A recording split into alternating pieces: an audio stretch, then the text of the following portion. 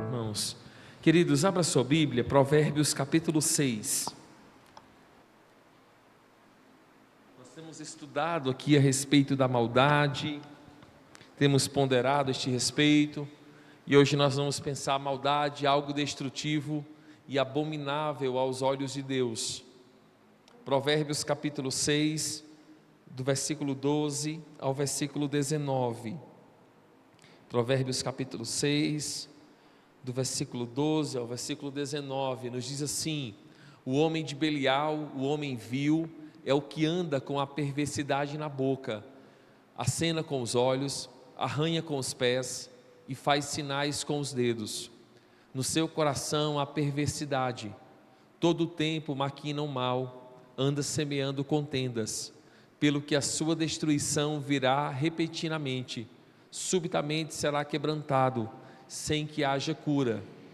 6 coisas o Senhor aborrece, e a 7ª a sua alma abomina: olhos altivos, língua mentirosa, mãos que derramam sangue inocente, coração que trama projetos iníquos, pés que se apressam a correr para o mal, testemunha falsa que profere mentiras, e o que semeia contenda entre irmãos. Queridos, que desafio nós temos. No mundo atual, a maldade impera. Todo dia nós tomamos conhecimento de atos de maldade praticados pelo ser humano contra o seu próximo. Diariamente, nós nos deparamos com informações de alguém que foi vítima de algum ato de maldade. Seja criança, seja jovem, seja adulto, seja idoso, diariamente essa tem sido uma prática cometida no meio do da nossa sociedade, no mundo em que nós vivemos. Do ponto de vista teológico, a maldade é uma consequência do pecado arraigado, alojado no coração humano desde a queda. O pendor para o mal escraviza e leva o indivíduo a cometer toda sorte de impiedades. Por isso, é somente através da graça que há em Cristo que o ser humano pode ser liberto deste pecado e subjugar o mal que jaz no seu coração. E aí, irmãos, para dominar os impulsos da maldade, é necessário uma vida guiada pelo Espírito Santo de Deus, ainda que nem sempre se traduza em atos de violência física. Muitas vezes a maldade está presente no coração humano, inclusive por meio de pensamentos, palavras, muitas vezes até mesmo entre pessoas que afirmam amar a Cristo. E aí o nosso grande desafio, quando nós olhamos para essa realidade, como lidar com essa situação? E eu mencionei aqui a importância de uma vida transformada por Cristo. O apóstolo, escrevendo aos Romanos, ele diz: falo como homem por causa da fraqueza da vossa carne, assim como oferecestes os vossos membros para a escravidão da impureza e da maldade, para a maldade, assim oferecei agora os vossos membros para servirem à justiça, para a santificação.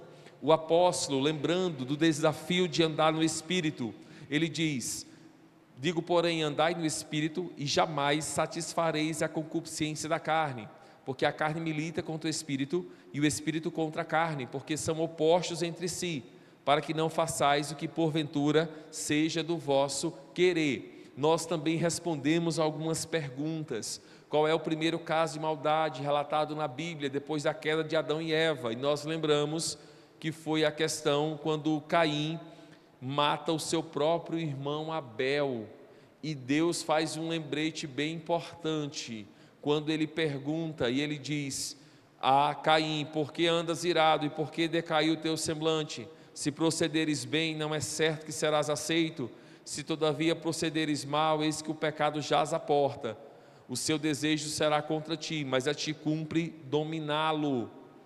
Vimos também, irmãos, como a maldade é descrita pelo profeta Isaías. O profeta Isaías, no capítulo 9, diz: porque a maldade lavra como fogo, ela devora os espinheiros e os abrolhos, acende as brenhas do bosque, e estas sobem em espessas nuvens de fumaça. Ou seja, a maldade se espalha da mesma velocidade do fogo, é muito rápido, e nós temos atualmente presenciado isso no Brasil, incêndios criminosos, cometidos por indivíduos, acende de repente todo aquele espaço gigantesco de terra está tomado de fogo, sem contar a destruição. Vimos também, irmãos, qual é a palavra de juízo apresentada na Bíblia, diante das maldades praticadas no mundo. O profeta diz: ai do perverso, mal lhe irá, porque a sua paga será o que as suas próprias mãos fizeram, a maldade não passa impune. Vimos também uma outra questão, como o cristão deve lidar com a maldade à sua volta. Romanos 12, não torneis a ninguém mal por mal, esforçai-vos por fazer o bem perante todos os homens, se possível, quanto depender de vós, tende paz com todos os homens, não vos vingueis a vós mesmos, amados, mas dai lugar à ira, porque está escrito: a mim me pertence a vingança, eu é que retribuirei, diz o Senhor. Pelo contrário, se teu inimigo tiver fome, dá-lhe de comer, se tiver sede, dá-lhe de beber, porque fazendo isto, amontoarás brasas vivas sobre a sua cabeça. Mencionamos aqui da realidade que o nosso mundo enfrenta, cercado de guerras. Mencionei também aqui a respeito da questão do relatório da Acnu, em relação à realidade do nosso mundo, pessoas sendo deslocadas, refugiados, deslocados internos, vítimas de guerras, outros em busca de condição de refugiados, outros deslocados fora do próprio país, em busca de oportunidades. Estima-se hoje que mais de 117 milhões de pessoas forçadas a se deslocar em todo o mundo. Mais de 117 milhões de pessoas. Você tem compreensão disso? Não vamos longe, nós estamos no município que tem o maior aeroporto da América Latina, que em média tem alojados 400 migrantes por dia. É a média, que estão no aeroporto esperando um visto, uma autorização para poderem adentrar o nosso país. Tá certo? Só um exemplo disso. Imaginem essa cena. Imagine isso, você sair de casa sem direito a nada, o máximo um saco, uma sacola. Consegue imaginar uma cena dessa? Vimos também, irmãos, que após despojar-se da maldade, o que o cristão deve colocar em seu coração. Tiago diz: despojando-vos de toda impureza e acúmulo de maldade, acolhei com mansidão a palavra em vós implantada, a qual é poderosa para salvar a vossa alma. Mesma ideia de Pedro: despojando-vos, portanto, de toda maldade e dolo, de hipocrisias e invejas e toda sorte de maledicências, desejai ardentemente, como crianças recém-nascidas, o genuíno leite espiritual, para que por ele vos seja dado crescimento para a salvação. Ou seja, sai a maldade e adentra a palavra de Deus que inunda o coração. É esse o nosso grande desafio, queridos. E nós então começamos a ponderar este respeito. Eu também fiz essa menção aqui. A maldade é um tipo de correspondência que acaba sempre voltando para o remetente. Por isso o nosso desafio, como lidar com isso? Nós já vimos aqui, a maldade presente no mundo é contagiosa. Nós já estudamos essa parte, como a maldade é contagiosa, como ela se espalha, como ela influencia pessoas, encontra espaço nos corações, como ela é disseminada. Desde que o pecado entrou no mundo com a queda dos nossos primeiros pais, o coração humano tornou-se propenso a praticar todo tipo de maldade. E é muito interessante isso, irmãos, porque a maldade brota de corações corrompidos e ela se espalha, ela contagia tudo ao seu redor. Por isso nós devemos sempre tomar cuidado, sempre, devemos sempre tomar cuidado para que não sejamos vítimas de malfeitores. E aí o princípio bíblico é muito claro: cuidado com o homem de Belial, lá de Provérbios 6:12. E a ideia do homem de Belial é uma pessoa extremamente perversa. Aliás, esse é o termo que a Bíblia usa para o diabo. Cuidado com o homem de Belial. E o texto diz isso de maneira muito nítida: o homem de Belial, o homem vil, é o que anda com a perversidade na boca. E aí, irmãos, o nosso desafio, porque a Bíblia Sagrada aconselha os filhos de Deus a manter distância de pessoas malignas, de pessoas perversas, de pessoas que espalham e semeiam perversidades. O versículo 13 diz: acena com os olhos, arranha com os pés e faz sinais com os dedos. Ou seja, é como se o enganador estivesse diante de uma vítima, e enquanto ele está enganando aquela vítima, ele está acenando com os olhos, com as mãos, com os pés, para outro comparsa que está o acobertando naquele propósito maligno. E aí nós também vimos esse desafio, vimos quando o salmista diz: olha, apartai-vos de mim, malfeitores, quero guardar os mandamentos do meu Deus. E nós devemos tomar cuidado, irmãos, porque a maldade pode influenciar pessoas. Quem convive com malfeitores corre o risco de aprender com eles a praticar a maldade. E aí nós sempre devemos ponderar a este respeito. O salmista diz: apartai-vos de mim, malfeitores, quero guardar os mandamentos do meu Deus. O apóstolo, escrevendo aos Gálatas, ele vai dizer da luta do espírito e da carne, e ele diz: são opostos. Se sois guiados pelo espírito, não estáis sob a lei. E ele descreve as obras da carne: prostituição, impureza, lascívia, idolatria, feitiçarias, inimizades, porfias, ciúmes, iras, discórdias, dissensões, facções, invejas, bebedices, glutonarias e coisas semelhantes a estas, a respeito das quais eu vos declaro, como já outrora vos preveni, que não herdarão o reino de Deus os que tais coisas praticam. Mas o fruto do Espírito é amor, alegria, paz, longanimidade, benignidade, bondade, fidelidade, mansidão, domínio próprio. Contra estas coisas não há lei. E os que são de Cristo Jesus crucificaram a carne com as suas paixões e concupiscências. Se vivemos no Espírito, andemos também no Espírito. E aí, irmãos, nós observamos essa realidade e tinha uma pergunta para casa, não tinha? Qual que era a pergunta para casa? Semana passada, alguém já disse que corpo sem alma é defunto, alma sem corpo é fantasma. Nós estamos de corpo e alma aqui presentes, né, meu povo? Graças a Deus por isso, graças a Deus por isso. Qual que era a pergunta da semana passada? Nós vamos aqui no estudo bíblico trazer folha e caderno, vamos fazer igual a escola, né? Traz a folha e o caderno, vamos anotar, para não esquecer. Alguém lembra? Pergunta para casa: você vai durante a semana observar algumas coisas, o que é que você ia observar?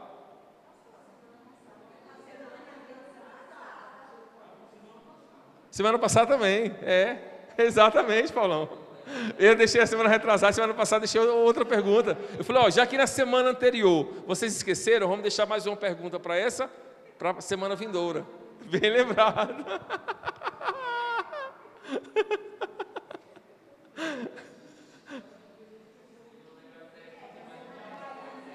Essa era a primeira, se a gente conhecia alguém que parecia ser o que não era. E na semana passada a pergunta era a seguinte: se no convívio diário nós já nos deparamos com pessoas que afirmam amar a Cristo, mas que suas práticas diárias refletem maldade.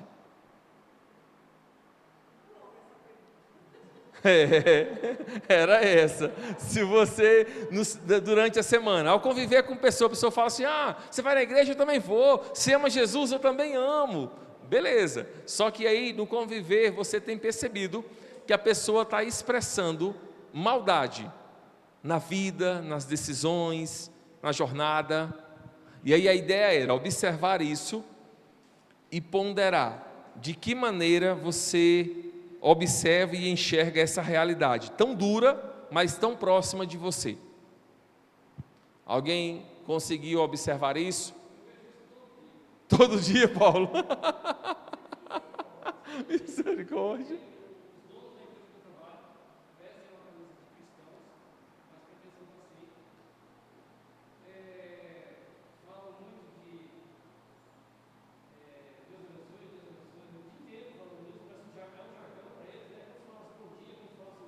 Correto. Correto. E aí, irmãos, observem. Para confirmar, né? Que a maldade está dominando a boca, né? A boca cheia de maldade, é assim que o sábio diz que é o homem de Belial. Observem, o homem de Belial é assim. O homem de Belial é assim. E aí, queridos, quando nós nos deparamos com cenas assim, nós sempre devemos ponderar: Senhor, e eu tenho andado no Espírito? Por quê? Porque quando o Espírito de Deus é quem instrui a nossa jornada é outra. Quando não é o Espírito de Deus, nós andamos segundo a vontade da carne, nossa jornada é outra. Segundo a vontade da carne, não existe honestidade. Segundo a vontade da carne, não existe correto. Segundo a vontade da carne, é o que eu sinto e o que eu gosto. Segundo a vontade da carne, é o que me faz bem. Segundo a vontade da carne, é o que eu acho que é legal. Observe, vontade da carne. Segundo o Espírito Santo de Deus, aquilo que Deus ensina, aquilo que é correto, aquilo que é justo, aquilo que é íntegro. Esse é o grande desafio. No mundo que nós vivemos, se você tem 2 pães, você tem que brigar, destruir para ter 4 pães. Mundo que nós vivemos. Reino de Jesus, você tem um pão, vai dividir metade do pão com quem não tem nada. É outra realidade, é outra realidade, é diametralmente oposto ao que este mundo propõe. Este mundo propõe que você deve ser rico a qualquer custo. O reino de Jesus diz que a verdadeira riqueza não se dá em coisas. Por quê? Porque se você juntar tesouro, os ladrões podem escavar e roubar. Aí o rei disse: você deve semear onde os ladrões não roubam nem escavam. Isso é extraordinário, né, irmãos? Porque nós nada trouxemos deste mundo e dele nada levaremos, coisa nenhuma. Nem aquela joia mais preciosa que você tem, nem aquele relógio que você guarda com tanto carinho, não vai levar nada. Por isso, desfrute em vida, né? Porque quando você fechar os olhos, os mais próximos vão desfrutar. Se os mais próximos não desfrutarem, novos integrantes que lá desembarcarem na sua casa vão desfrutar do mesmo jeito. Então, é melhor desfrutar em vida, né? Melhor desfrutar em vida, tá bom? Vamos aqui, meu povo. Os efeitos da maldade são dolorosos, tanto para as vítimas quanto para os autores. Os efeitos da maldade. Observem isso. A maldade é destrutiva. Ela destrói sonhos, ela destrói a alegria, ela destrói a felicidade. Todos quantos já foram vítimas de algum tipo de maldade sabem quão doloroso isso é. Todo mundo que já foi vítima de algum tipo de maldade sabe a dor que isso causou. Entretanto, a Bíblia assegura que a maldade que tanto destrói também será destruída juntamente com seus agentes. Mais cedo ou mais tarde isso acontecerá. Descrevendo o homem que pratica a maldade, olha o texto de Provérbios 6,15. A sua destruição virá repentinamente, subitamente será quebrantado, sem que haja cura. As consequências da maldade, irmãos, podem ser irreversíveis. Quando Deus julgar, a punição será proporcional ao crime. E aí o desafio, os efeitos da maldade são dolorosos, tanto para quem é vítima da maldade, quanto para os autores da maldade. E aí, escrevendo, irmãos, a Bíblia Sagrada diz que quem anda somente fazendo mal, acabará sendo apanhado na própria maldade. Olha como o sábio diz em Provérbios 11, a justiça do íntegro endireita o seu caminho, mas pela sua impiedade cai o perverso. A justiça dos retos os livrará, mas na sua maldade os pérfidos serão apanhados. Na impiedade o perverso cai, e na maldade os pérfidos serão apanhados. Escrevendo aos Gálatas, Paulo diz um detalhe que muitas vezes a gente esquece na vida. Gálatas 5, 7 e 8. Não vos enganeis, de Deus não se zomba. Aquilo que o homem semear, isso também ceifará. Porque o que semeia para a sua própria carne, da carne colherá corrupção. Mas o que semeia para o Espírito, do Espírito colherá vida eterna. Irmãos, isso é um princípio inexorável. Aquilo que o homem semear, isso ceifará. Paulo diz isso de maneira muito clara. Plantou maldade, você vai colher maldade. Plantou desonestidade, vai colher desonestidade. Nós só colheremos aquilo que foi plantado. Não pense você, pastor, eu vou plantar arroz, mas eu quero colher feijão. Não tem como. Eu quero plantar laranja e quero colher maçã. Não dá. Plantou laranja, colhe laranja. Plantou maçã, colhe maçã. E aí o apóstolo também faz um lembrete importante, escrevendo a Timóteo, na segunda epístola, no capítulo 3, versículo 13: mas os homens perversos e impostores irão de mal a pior, enganando e sendo enganados. Vocês já perceberam como a maldade atrapalha tanto as vítimas quanto os seus autores? O maldoso, ele passa a perna e outro passa a perna nele e nela. É um círculo vicioso. Aí o apóstolo diz, olha, fica atento, porque os perversos, impostores, irão de mal a pior, enganando e sendo enganados. Ainda que o malfeitor escape por um breve espaço de tempo, com certeza não escapará do juízo de Deus. Aí o salmista diz no Salmo 37, versículo 9: porque os malfeitores serão exterminados, mas os que esperam no Senhor possuirão a terra.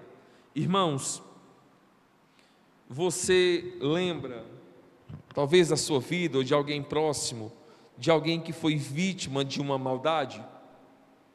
Como isso gerou dor, como isso gerou problemas. Mas você também lembra de algum malfeitor que também foi enganado? Que também recebeu parte da colheita da maldade plantada? Aliás, o ambiente da maldade faz isso. O sujeito imagina que não será pego. O sujeito imagina que a conta não vai chegar. E aí a Bíblia Sagrada diz, vai chegar sem que haja cura. E aí, irmãos, o nosso grande desafio: Senhor, de que maneira eu tenho compreendido essa realidade? De que maneira eu tenho compreendido isso? Porque quando nós nos deparamos com a maldade, ou quando você se torna vítima da maldade, qual que é a tendência do nosso coração? Pagar com a mesma maldade. Me fizeram assim, vou fazer assim também. Lembra quando um dos meninos assume um reino na história do povo de Deus? E ele vai consultar uns amigos que não tinham comprometimento nenhum. E os amigos disseram o que para ele? Se teu pai foi pesado, seja mais ainda. Foi buscar conselho, não deveria. Conselho de gente maldosa. E entrou num precipício violento. E aí vem a questão para todos nós, irmãos. A maldade se espalha, ela é contagiosa, mas ela também tem efeitos dolorosos, tanto para as vítimas quanto para aqueles que praticam a maldade. Eu preciso sempre lembrar este detalhe, sempre trazer à tona: Senhor, e na jornada da vida, eu tenho semeado maldade, eu tenho sido vítima da maldade, eu tenho passado longe da maldade. E na caminhada da vida, eu tenho semeado, tenho sido vítima ou tenho passado longe da maldade? Porque também tem um probleminha nisso, né? Quando o maldoso chega à conta da maldade semeada, via de regra a pessoa se torna vítima. Esse é um discurso muito comum das pessoas maldosas. Olha o que fizeram comigo, sem merecer, eu não merecia isso. Aliás, vocês já visitaram presídio? Esse é o discurso mais ouvido no presídio. Dia de visita, você vai passando nas celas. O que você cometeu aqui, meu caro? Nada, pastor, foi injustiça. E você? Não sei o motivo porque estou aqui. E você? Não faço ideia. E você? Até hoje não entendi porque estou aqui. E você diz: para aí, aqui é um lugar só de inocentes? É claro que pode ter casos ali de falhas da justiça dos homens, eu entendo isso. Mas via de regra, e aí a maldade tem isso no coração humano, ela tenta se fazer, ou os maldosos, quando são pegos, eles se fazem de vítimas. Não, eu não, olha o que fizeram comigo, olha o que fizeram comigo. E é interessante que esse não é um discurso de vida transformada, porque quando Cristo transforma a nossa vida, você imediatamente lembra que merecia a justa condenação de Deus, que merecia o castigo eterno, e Ele nos resgatou do império das trevas, nos transportou para o reino da luz e nos concedeu uma nova vida. Imediatamente nós lembramos. O maldoso não, ele tenta justificar: mas a maldade que eu fiz não era tão grande assim, tem outros que fazem maiores. Não, não é isso. E a Bíblia Sagrada é muito clara, irmãos, quando descreve a situação que isso acontece. Voltaire, um grande nome da filosofia, Voltaire dizia assim: existem duas coisas igualmente terríveis, uma faca nas mãos de um louco e uma grande inteligência na cabeça de um malvado. Uma faca na mão de um louco e uma grande inteligência na cabeça de um malvado. Pastor, como eu aplico isso ao meu coração? Porque a Bíblia vai descrever uma listinha do que Deus reprova e abomina, e nós vamos ver isso na semana seguinte. Mas eu queria que você ponderasse aqui: de que maneira você tem encarado a maldade? Você compreende que ela existe, e como você tem encarado a maldade? Porque a maldade não se aproxima de nós tão somente afirmando ser maldade. Via de regra, ela se aproxima de maneira serena, e o sábio é muito claro com isso, muito claro. No início do nosso culto, nós lemos o Salmo, o Provérbios 28, e em Provérbios 28, a Bíblia Sagrada traz uma série de orientações em relação a isso, Abra aí, Provérbios 28, você vai observar como isso é tão constante.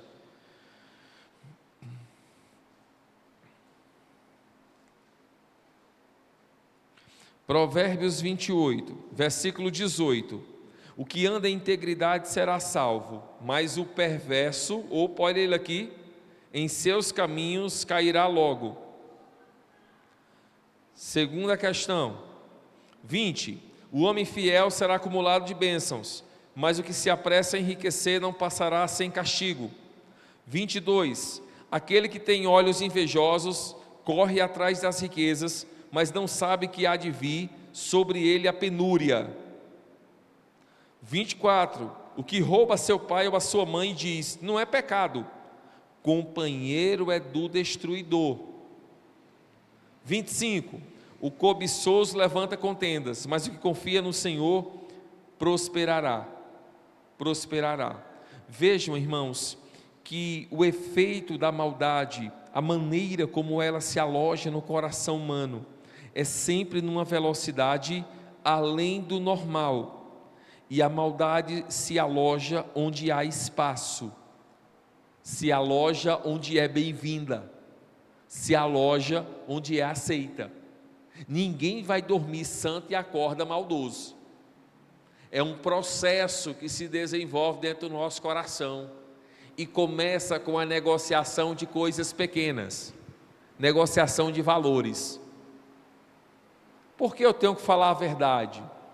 Aí entra a chamada da mentira. Por que é que tem que ser íntegro? Aí entra a desonestidade. Por que é que tem que honrar as autoridades? Aí entra o desrespeito. Por que é que tem que andar em longanimidade, em paciência? Aí entra a ira, a contenda. Percebe o diferencial? Mas quando nós olhamos para Cristo, irmãos, nós lembramos que Ele venceu todo o poder do pecado. Cristo pagou a dívida que era nossa. A malignidade foi derrotada. E Ele nos concede uma vida eterna.